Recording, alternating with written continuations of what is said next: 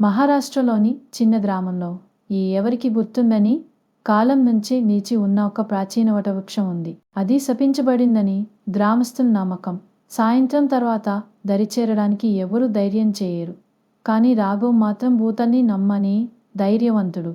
ఆ రాత్రి సవాలుగా రాఘవ్ ఒంటరిగా వటవృక్షం దగ్గరకు నడిచాడు.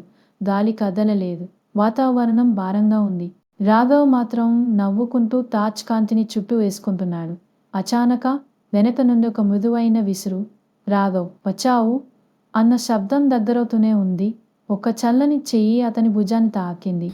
రాఘవ్ వెనక్కి తిరిగాడు. తెల్ల చీరలో ఒక మహిళ నేల నుండి కొంచెం ఎత్తులో తేలుతూ, జుట్టు ముఖాన్ని పూర్తిగా కప్పి, నన్ను ఇక్కడే చావడానికి వదిలేసి వెళ్ళావు, గుర్తులేదా అని ఆమె గళం కంపించింది. నేను నిన్ను ఎరుగను అని రాఘవ్ అడ్డంగా వెనక్కి తొంగి చూశాడు.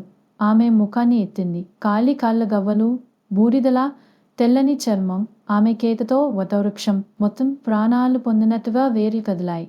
ఆ వేర్లు పంజాల్లాగా మారి రాఘవ్ కాళ్ళను పట్టుకుని నేలలోకి ఈడ్చడం మొదలుపెట్టాయి.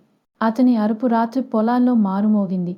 ఉదయం అయ్యేసరికి రాఘవ్ ఎక్కడా కనిపించలేదు. వటవృక్షం క్రింద మాత్రం అతని టార్చ్ ఇంకా మస్కగా వెలుగుతుండేది. గాలిలో ఒక విసురు వినిపించింది. రాఘవ్